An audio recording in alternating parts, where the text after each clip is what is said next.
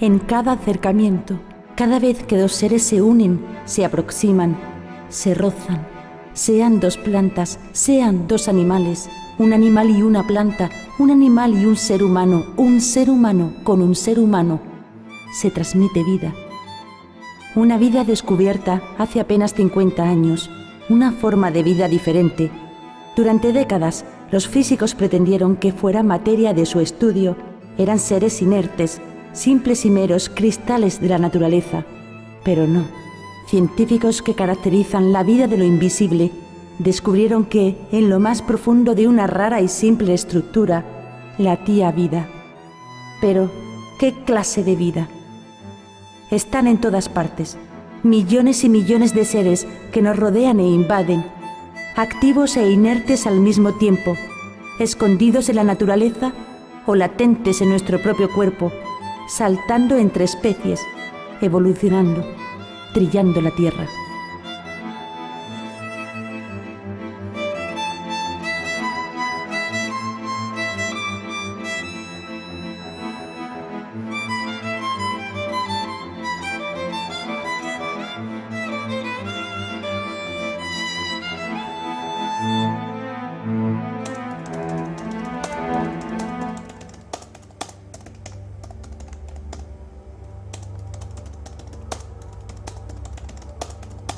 Por la presente les informamos de la posible aparición de un brote de fiebre hemorrágica en Angola.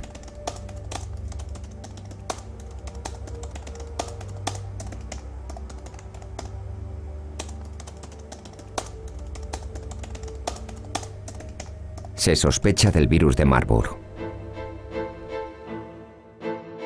Nunca antes el virus de Marburg había aparecido en el oeste de África.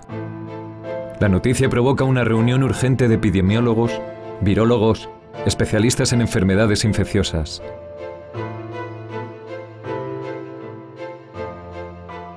Es el GOAN, el Centro de la Organización Mundial de la Salud, encargado de vigilar y dar respuesta ante la aparición de brotes epidémicos en cualquier parte del mundo. Una pantalla refleja los países con sospecha de sufrir un brote y el posible agente infeccioso que lo causa. Si un virus no se controla, puede extenderse por todo el mundo. Pero no hay una ley internacional que obligue a un país a declarar la aparición de un brote. Tienden a ocultarlo. Lo que recibe muchas veces la Organización Mundial de la Salud son simple y llanamente rumores. Los especialistas discuten si tienen o no credibilidad, si deben pulsar o no el botón de alarma.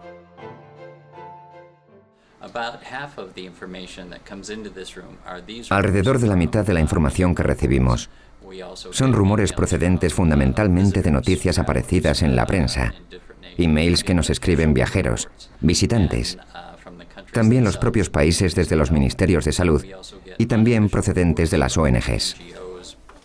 La aparición del virus de Marburg en Angola requiere una intervención internacional inmediata. El país no tiene capacidad para contener el brote. Hay riesgo de que se extienda más allá de sus fronteras. La OMS debe actuar. Pero este Ministerio de Sanidad Mundial se ve forzado a pedir dinero para poder intervenir. Nuestra organización no tiene fondos para afrontar estas situaciones de principio a fin.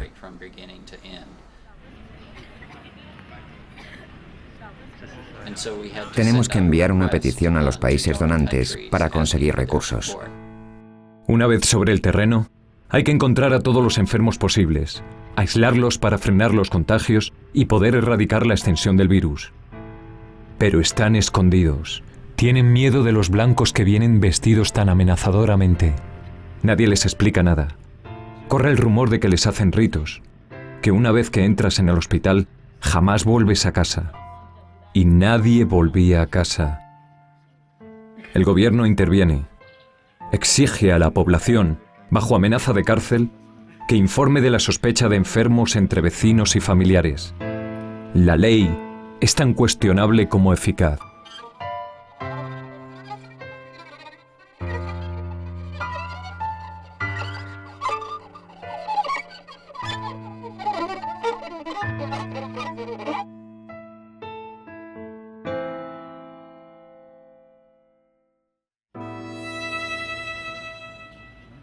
El brote se originó en un hospital.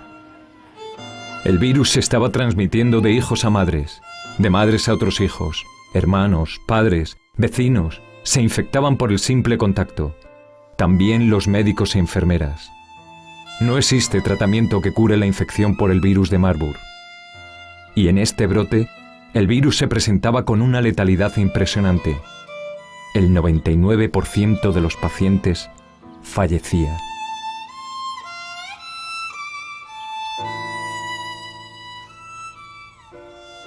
La ONG Médicos Sin Fronteras, que se encuentra operando en la zona, asume el tratamiento de los enfermos en el mismo hospital en el que había aparecido el brote.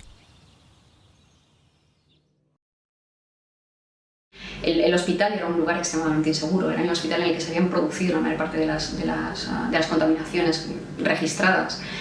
Se habían registrado un montón de muertes entre el personal de salud, el personal de enfermería que trabaja dentro del hospital, ¿no? Hasta un total de 16 enfermeros y médicos murieron en ese hospital, ¿no? A causa del Marburg.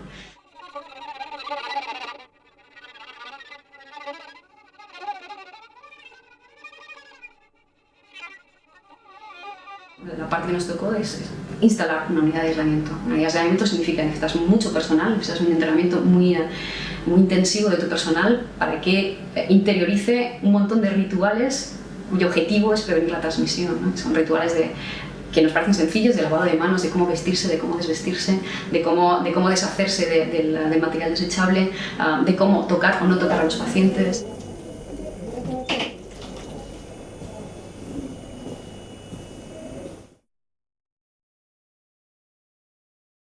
Pero por supuesto que tenemos miedo.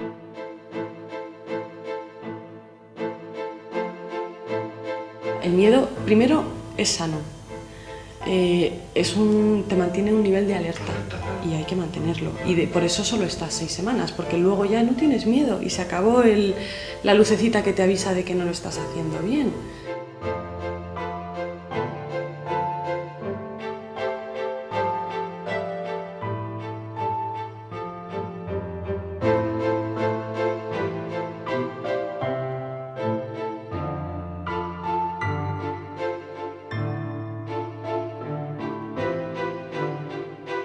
Todos los que estábamos allí lo teníamos, incluso gente que ya ha ido a otras epidemias, que ya ha trabajado, que tiene experiencia, pero porque es que si no lo tienes eres un inconsciente, porque no sabes a lo que vas. Mis compañeros que trabajaban en los pueblos de alrededor trabajaban con unos guantes nada más. Y los casos, pues bueno, siempre había sospecha de que hubiera algún caso. Pues ellos también tenían miedo, como es lógico.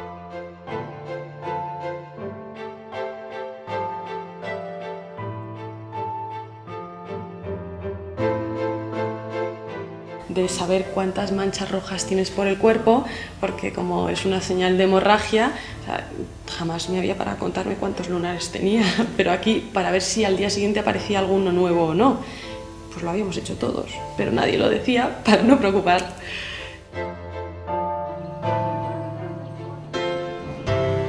Convertido el hospital en un lugar seguro, la ONG permitió que los pacientes recibieran la visita de familiares. Pero ya el miedo al virus estaba extendido y muy pocos se atrevieron a traspasar la barrera. Un día apareció esta chica, sola. Preguntó por un pariente. Admitió las reglas. Callada se tragó su miedo y entró a verle.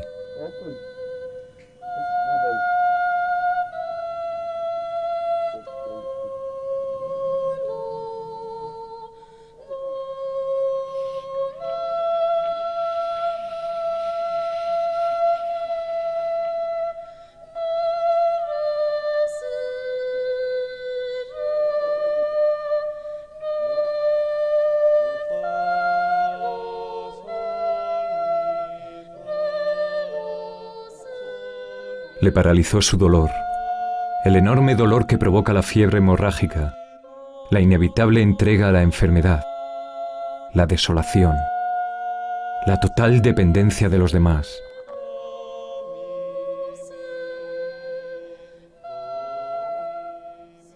Y es precisamente ahora, cuando más cuidados necesita un paciente, el momento en el que la enfermedad se vuelve más contagiosa. El virus pide cercanía para transmitirse a través de fluidos corporales. Le basta una simple gota de sudor.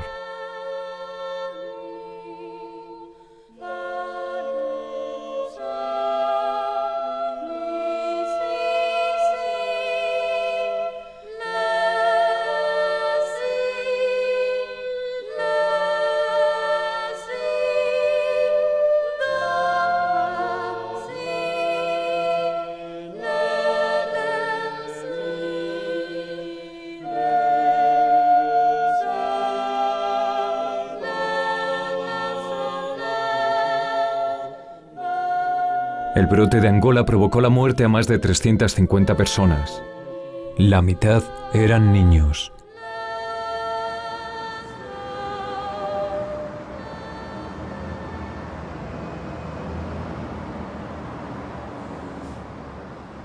Las muestras del virus de Marburg recogidas en Angola están ahora aquí, en el Centro de Control y Prevención de Enfermedades de Atlanta, en condiciones de alta seguridad biológica. Este traje permite a los investigadores respirar aire libre de virus gracias a la presión positiva que mantiene en el interior y a la posibilidad de conectarse permanentemente a una fuente de aire limpio. Recintos sellados, sistemas de esterilización a gran escala, filtros de aire absolutos, presión negativa del aire permiten a este edificio albergar la mayor muestra conocida de virus altamente contagiosos sin que puedan escapar al exterior. Marburg comparte espacio con otros agentes que provocan fiebre hemorrágica, como el ébola o el virus del Valle del Rift.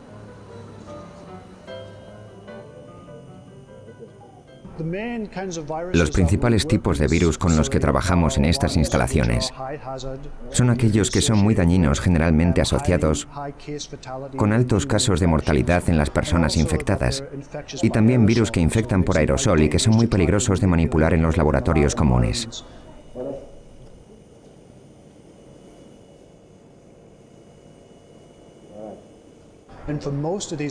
Para la mayoría de estos virus no hay vacuna conocida disponible ni tratamientos eficaces.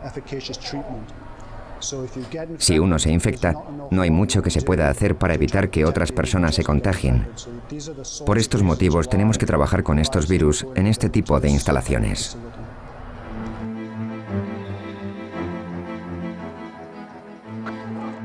En las últimas décadas del siglo XX se han detectado más de 30 enfermedades nuevas, la mayoría asociadas a un virus. Entre ellas las provocadas por el virus de Marburg, por su cercano pariente el ébola o el VIH que provoca el SIDA. El origen de muchos de ellos sigue siendo un gran enigma.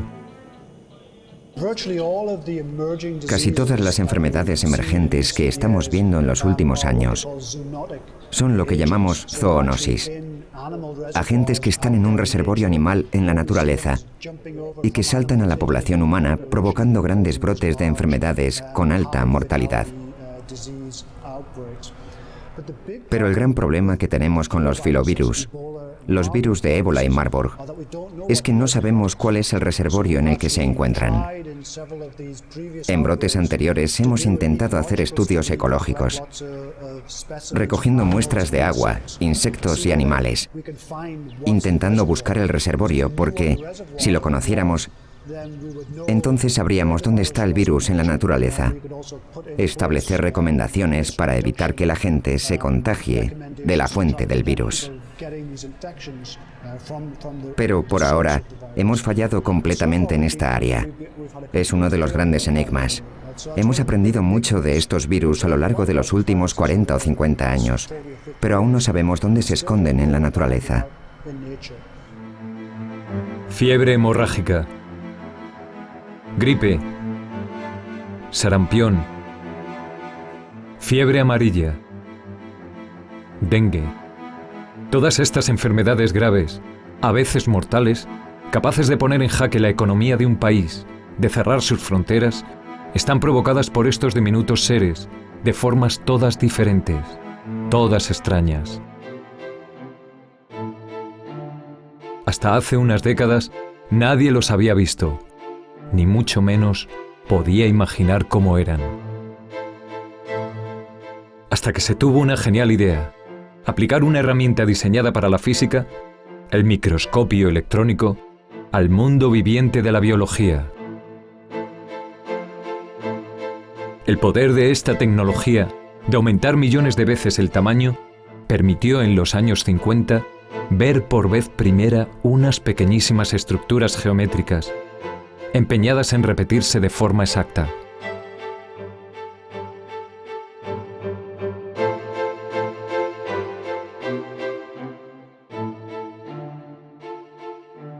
Eran imágenes prácticamente de sombras sobre un fondo difuso. Aparecían unos granitos, pero que naturalmente, como todos eran iguales, pues evidentemente aquello era el material que se había puesto, eran los virus. Con estas imágenes llegó la confirmación que esperaban muchos científicos. Había otros agentes infecciosos, diferentes a las bacterias, capaces de provocar enfermedades que se transmiten.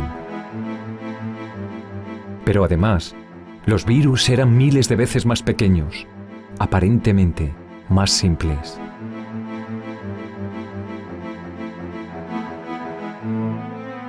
¿Cómo podían ser tan contagiosos?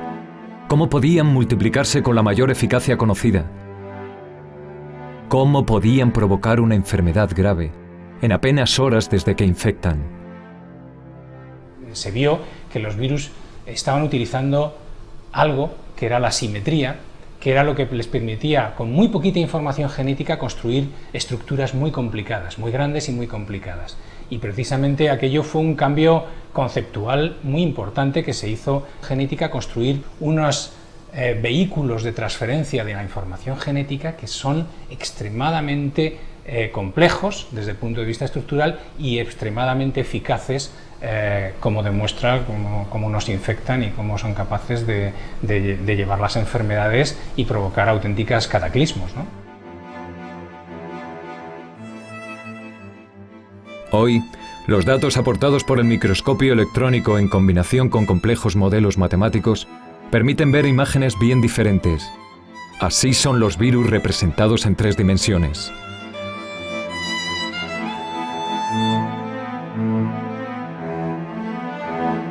La imagen más conseguida de un virus podía haber quedado aquí. Pero el instinto de la eterna búsqueda, de plantear una nueva pregunta a la vieja respuesta, llevó a este científico a embarcarse en una aventura única: conseguir ver los virus en su dimensión más profunda, la composición atómica, su estructura a través de los átomos que la conforman. Michael Rosman dejó su Alemania natal para trabajar en Estados Unidos. En Ítaca le esperaba uno de los experimentos por los que hoy es conocido en todo el mundo.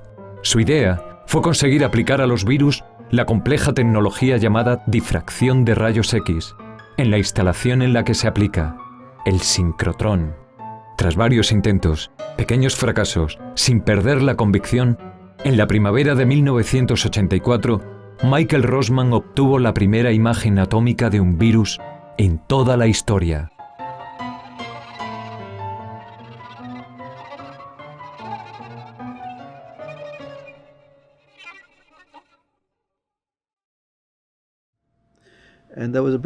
Hubo una tormenta con muchos truenos, y esto no es bueno para los sincrotrones.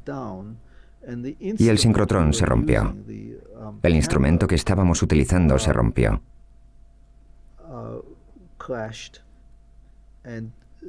Durante el tiempo en el que se estuvo reparando el sincrotrón,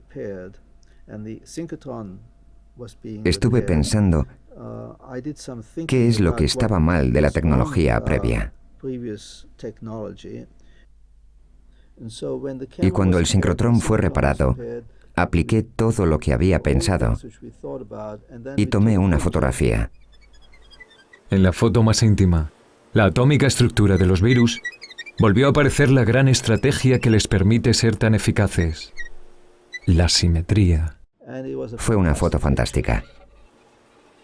La nube de infinidad de puntos, los átomos del virus, aparecían mágicamente, inexplicablemente, ordenados. Científicos de todo el mundo aplican la tecnología desarrollada por Rossmann para conseguir una imagen atómica de los virus con los que trabajan. Aquella primera foto se obtuvo aquí, en el sincrotrón conocido como chess, ajedrez. Chess, la instalación que permite fotografiar el agente infeccioso más diminuto de la naturaleza, tiene paradójicamente el tamaño de un campo de fútbol. En su interior se pierde la noción del espacio y el tiempo. Se podría estar trabajando en una estación espacial. Los investigadores llegan aquí con cristales hechos de virus. Cada cristal contiene centenares de miles de millones del mismo tipo de virus que se han ordenado de forma perfecta. Son cristales idénticos a los que forman los minerales que encontramos en muchas rocas.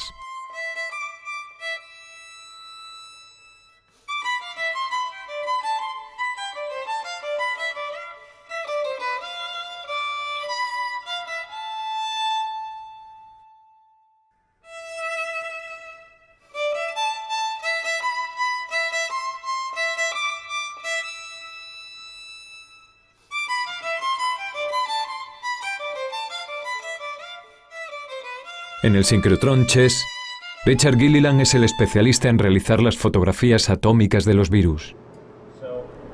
Se necesita un pulso firme. He pillado uno. A sus manos llegan los cristales de virus que han preparado científicos en laboratorios de todo el mundo.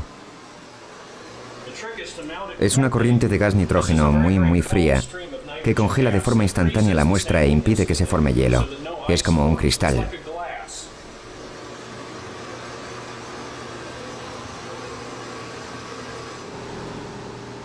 El cristal está ya preparado para recibir un potente haz de rayos X. Este es el gran momento que esperan todos los investigadores. Han pasado meses intentando crecer cristales de virus. Y de hecho lo que se puede ver aquí, en esta zona azul, es realmente un cristal de un material biológico. Antes de disparar el rayo, voy a cerrar la puerta de la instalación de rayos X para evitar exponerme.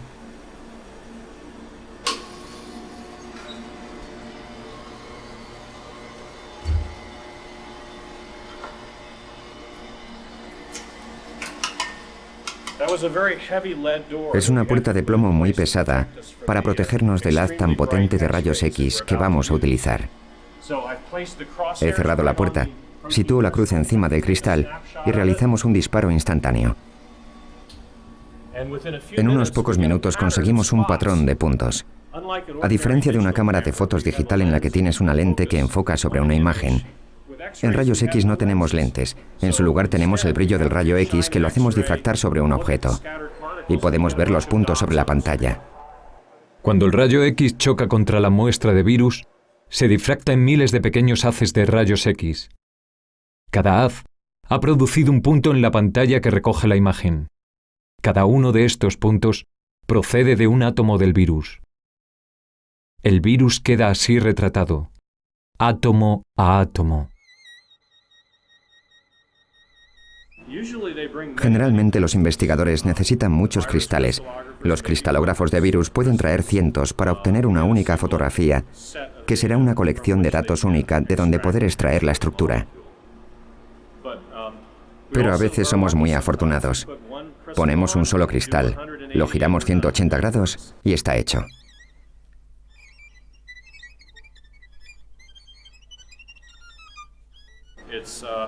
Es tanto arte como ciencia.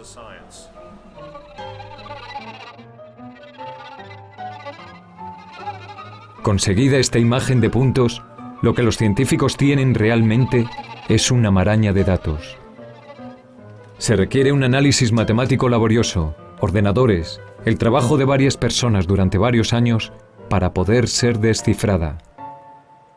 Años para conseguir una imagen mucho más reconocible de un virus como esta. Pero es difícil imaginar qué ven los científicos en estas redes de colores. ¿Para qué tanta inversión? ¿Tanto esfuerzo? Lo que han conseguido con una imagen como esta es desnudar a un virus y arrancarle sus secretos. La estructura nos está contando cómo está hecho, cómo funciona, qué mecanismos utiliza cuando infecta, ¿Dónde? ¿Qué cambia para evolucionar y saltar de especie? ¿Dónde es más débil? ¿Dónde poder atacarle? Ya se empiezan a diseñar medicamentos específicos contra los virus basados en la estructura. Ha nacido una nueva forma de luchar contra estos agentes. Ahora sí, parece todo descubierto, pero no. Se podrán ver con un microscopio electrónico y con un sincrotrón a través de sus átomos. Pero no hay tecnología capaz de responder a una pregunta básica: saber si los virus están vivos o no. Si quizá representan otra clase de vida que no habíamos conocido, un concepto distinto de existencia que bordea lo vivo y lo inerte.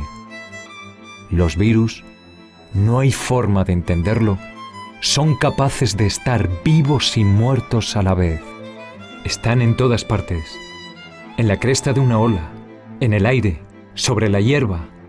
Desaparecen y aparecen a toda velocidad. El propio sol los destruye y se vuelven a crear millones en tan solo un segundo. Hay quien asegura que si uniéramos todos los virus que existen, se podría formar una larga cadena que abarcaría los confines del universo conocido. En número, las estimaciones hablan de una cifra impronunciable: 10 elevado a 24, un 1 seguido de 24 ceros de virus presentes en la Tierra. A base de buscarlos en la naturaleza, de aislarlos, se ha conseguido reconocer y clasificar más de 2000 especies distintas de virus. A eso se dedican estos investigadores. Son cazadores de virus. Están buscando nuevos virus en las plantas de una selva y en el agua de una bahía en plena civilización, en California.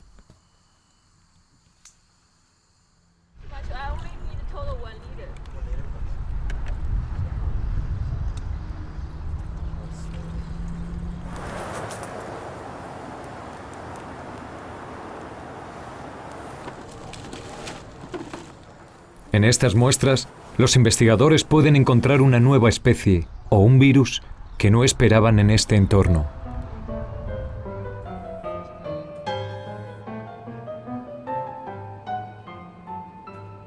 ¿Quién sabe?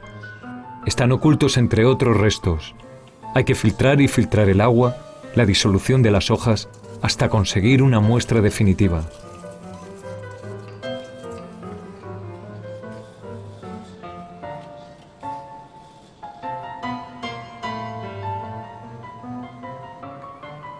Ha llegado el momento.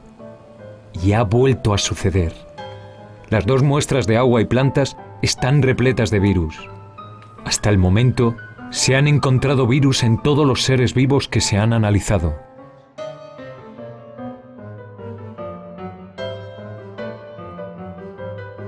En el planeta existen más de 250.000 especies de plantas y nosotros encontramos que el 6% de las plantas contienen al menos un tipo de virus. Por lo tanto, creemos que en el planeta existen más de 18.000 especies de virus solamente en plantas.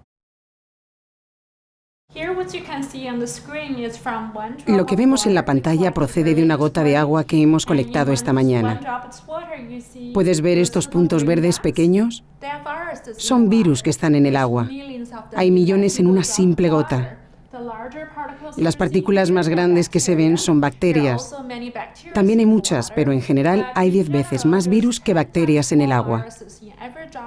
La mayoría de estos virus no causan problemas en el ser humano según nuestro conocimiento actual, pero pueden evolucionar y causar problemas en el futuro.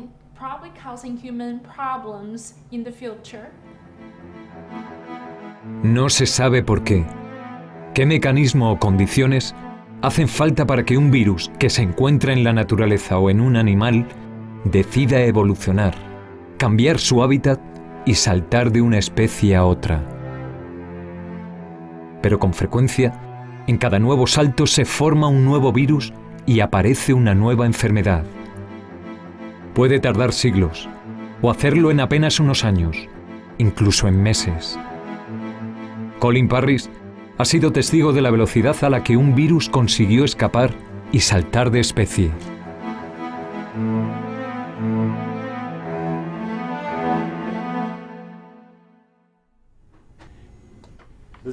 Este es el virus que estudiamos, el parvovirus canino, que en 1978 saltó de gatos a perros y creó una nueva variedad de este virus. Los cambios se han producido en esta zona y el virus ha ido acumulando mutaciones para adaptarse e infectar mejor al perro. Una vez adaptado a su nueva víctima, el virus se extendió por todo el mundo en apenas 6 meses. Había aparecido una nueva enfermedad y un nuevo virus en el mundo animal. Pero ¿quién dice que un día no pueda volver a mutar y afectar al ser humano? Cuando estás al aire libre en Montana, en la maravillosa naturaleza, pescando, mirando a los pájaros, a los animales, con los amigos y estas cosas, deberíamos intentar recordar que muchas de las enfermedades infecciosas que están emergiendo hoy en todo el mundo proceden de los animales.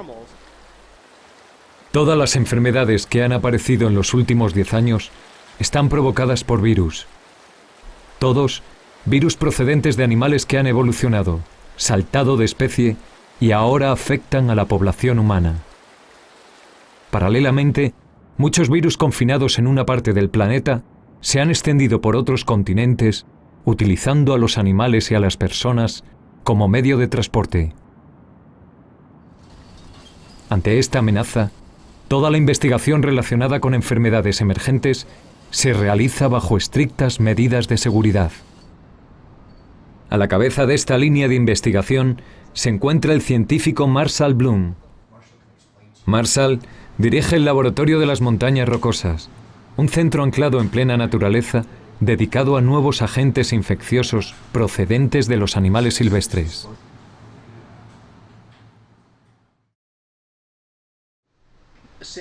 Desde mediados de los años 70 del siglo XX, ha habido más de 2000 infecciones descritas en seres humanos de las que no se había oído antes. Están en la naturaleza, cobijados en un animal salvaje al que no hacen daño. Lo utilizan como huésped. Puede ser un mamífero que emigre o un ave que en cada vuelo transporte a los virus que lleva consigo. De esta forma, los virus viajan con facilidad de un lugar a otro del planeta. Allí donde llegan, se transmiten al hombre a través de artrópodos, mosquitos, garrapatas. Pueden originar un brote, una epidemia o establecerse para siempre. Así ha sucedido con el virus del oeste del Nilo, el West Nile, al que Marshall Bloom le sigue la pista. Este científico es un gran experto en pesca de trucha con mosca. A través de este deporte, entra permanentemente en contacto con la naturaleza, donde el West Nile tiene su propio escondite. Aislado en Uganda hace apenas 70 años, el virus llegó a Estados Unidos en 1999. Apareció de repente, infectando a los pájaros del Zoo de Nueva York. Realmente cómo llegó el virus a Estados Unidos desde el continente europeo y africano es algo que no sabemos. Pero está aquí. Y en un periodo corto de tiempo, de 4 o 5 años, se ha extendido a través de todo Estados Unidos. En tan solo unos meses, ha provocado 700 muertes en la población. Más viajero, más extendido está actualmente uno de los principales virus que se estudian en el Laboratorio de las Montañas Rocosas, el tick-borne, el virus de la garrapata, que causa encefalitis en humanos.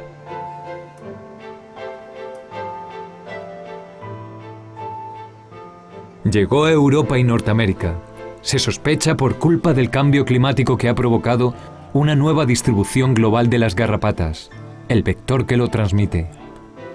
La población se expone a la infección de este virus a través del contacto con la naturaleza, en un simple paseo por la montaña, y desarrolla problemas neurológicos que pueden llevar al Parkinson y la parálisis.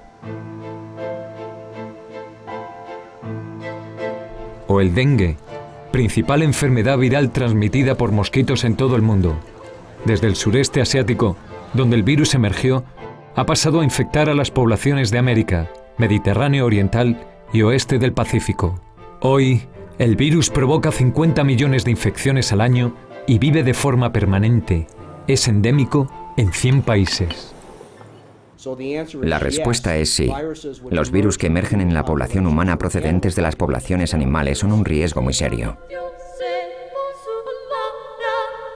A pesar del protagonismo de la naturaleza como fuente principal de nuevos virus, del surgimiento de brotes epidémicos naturales, el esfuerzo internacional contra los virus parece estar más centrado en bioterrorismo, en la posibilidad de un ataque deliberado contra la población utilizando un virus como arma biológica. Hay cientos de páginas web, directrices, guías de actuación de organismos sanitarios, ejércitos y gobiernos sobre qué hacer ante un ataque bioterrorista. Reflejan miedo ante la aparición de una enfermedad nueva. Se recuerda el fantasma de las ya vividas.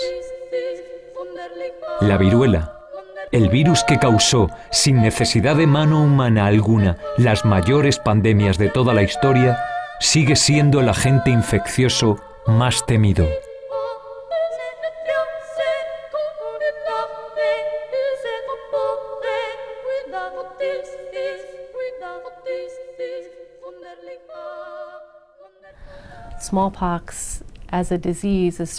El virus de la viruela es uno de los agentes más temidos por su capacidad de provocar enfermedades serias, como fiebre severa o pústulas que desfiguran, así como por la habilidad de este agente de transmitirse de persona a persona.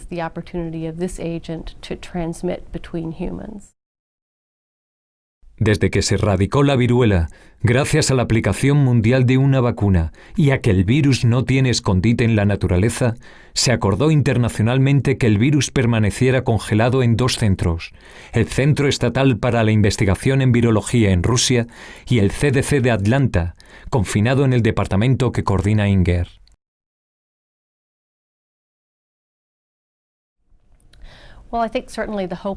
Ciertamente la esperanza es que nadie más lo tenga, pero hay cierta preocupación de que otras personas guarden actualmente el virus. La sospecha no es solo que otras personas tengan el virus de la viruela, sino que puedan estar pensando en utilizarlo contra la población.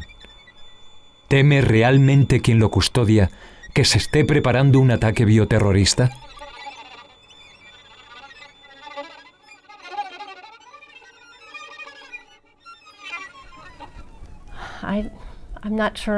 No estoy segura de tener el conocimiento suficiente para hacer una declaración con fundamento acerca de eso. Pienso que si alguna vez el virus es liberado, queremos ser capaces de poder responder rápidamente. Esta es la preocupación y la investigación que se hace actualmente. Una de las cosas más importantes que la gente necesita recordar es lo que dice el director de los institutos de salud, Anthony Fauci. La naturaleza es la peor bioterrorista. Aunque el bioterrorismo es una de las razones por las que tenemos que preocuparnos de las nuevas infecciones, virus y bacterias que se hacen estallar en sitios donde nunca habían estado antes, no es a largo plazo probablemente la principal preocupación. Hay cerca de media docena o más razones por las que los virus emergen y causan nuevas enfermedades infecciosas. Necesitamos tener todas en cuenta, incluyendo el cambio climático, la superpoblación, cambios en el comportamiento humano, en el procesado de los alimentos, los viajes internacionales, alguien que enferma en África y está de vuelta en Estados Unidos o Europa en menos de un día. Hay un gran número de razones que hacen que realmente debamos preocuparnos por los virus emergentes.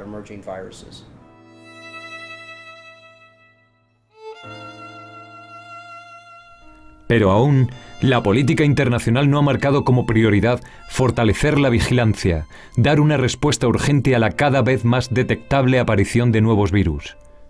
La Organización Mundial de la Salud, organismo encargado de esta misión, reconoce que no tiene todos los medios que necesita para hacer frente a las enfermedades emergentes. ¿Hay un sistema adecuado de vigilancia frente a la aparición de nuevas enfermedades? No. Hay muchos vacíos en nuestro sistema de vigilancia. No sabemos qué está sucediendo en muchos lugares del planeta. Solo elegimos actuar frente a un brote epidémico cuando va mal, y sabemos que se convertirá en noticia, en una preocupación en la zona. Nuestra actuación puede verse en apuros y llegar a sobrepasarnos. Debe fortalecerse.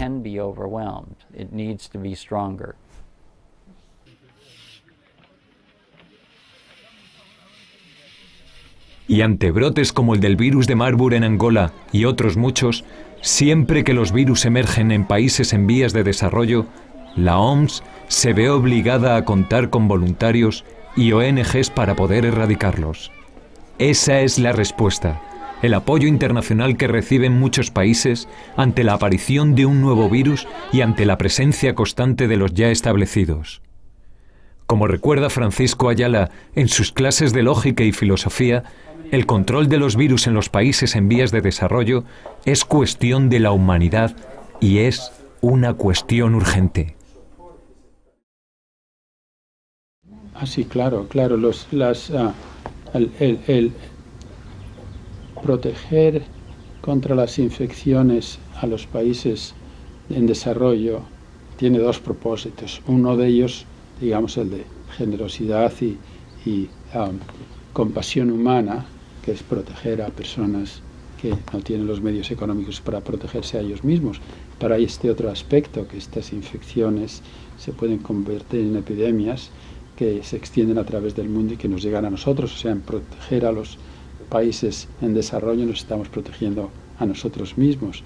Y de nuevo, esta cuestión de la inversión que se hace en el bioterrorismo, el terrorismo en general, si ese dinero se invirtiera en controlar enfermedades infecciosas en África y en otros países en desarrollo, los beneficios para la humanidad serían mucho mayores y aún para nosotros mismos.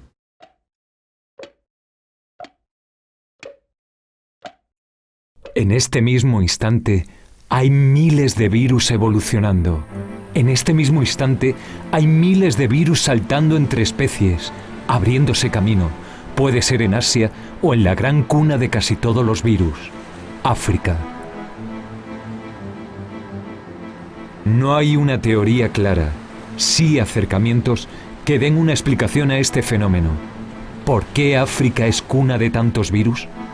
Es la pregunta que se ha hecho muchas veces Luis Villarreal cuando piensa, publica e investiga en cómo los virus cambian y se adaptan a nuevas especies.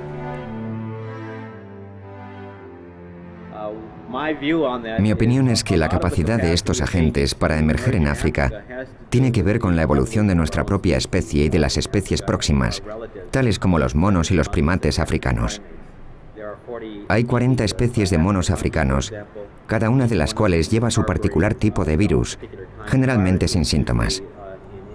Estos monos actúan como un excelente punto de apoyo que aprovechan los virus para evolucionar y abrirse camino hacia la población humana.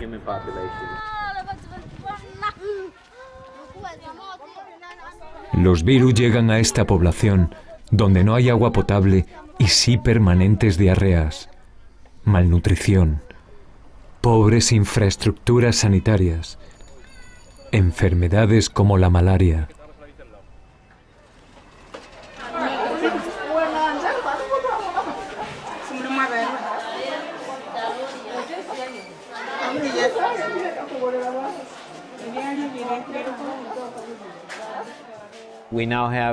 Tenemos en África subsahariana una población enorme de gente inmunosuprimida, y una población con estas características permite más fácilmente a un virus adaptarse y ser capaz de transmitirse en la población humana. Así ha sucedido con un virus que ya ha infectado al 25% de la población del África negra. Es el virus de la inmunodeficiencia humana. Provoca SIDA. La enfermedad que tiene Safina, 26 años. A su alrededor reina el más absoluto silencio. Lo ha pedido ella. Safina se está despidiendo de la vida en un día, a finales de noviembre.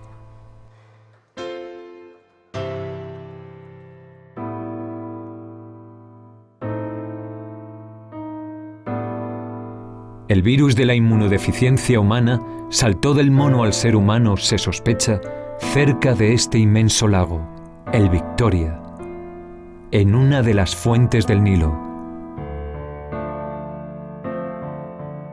Paradójicamente, o quizás con enorme significado, de este mismo entorno, cuna de la evolución humana, proceden también el West Nile, el Epstein-Barr, el virus del bosque de Semliki y el ébola y el Marburg.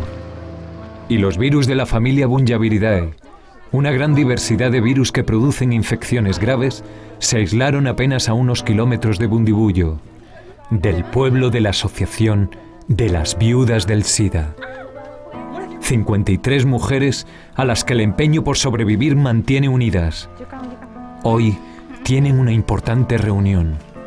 Algo van a anunciar que convoca a todos los miembros del pueblo.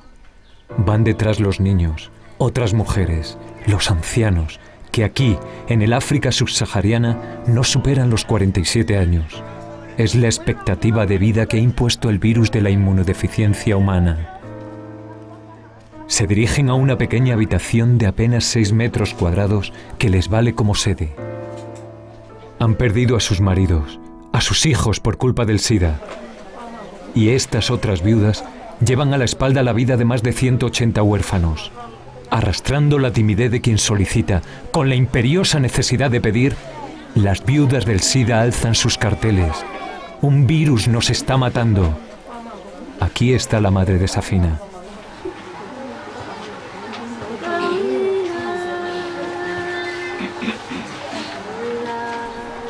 Pero además, lo que piden es apoyo financiero y que no tienen transporte, ni casas, ni comida para los huérfanos, ni medicamentos, ni tantas otras cosas.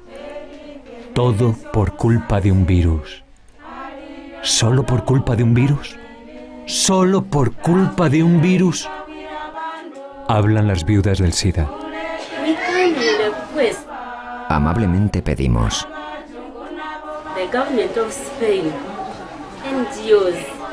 al gobierno de España, ONGs, a la población española, que vengan a rescatarnos antes de que muramos.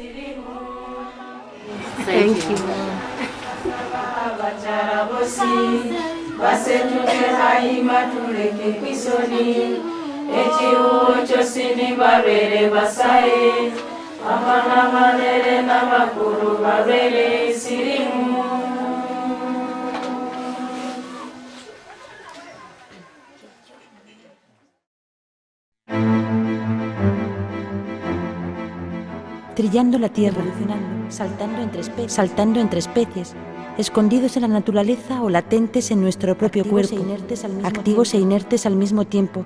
Millones y millones de seres que nos rodean e invaden. Están en todas partes, activos e inertes. Pero ¿qué clase de vida?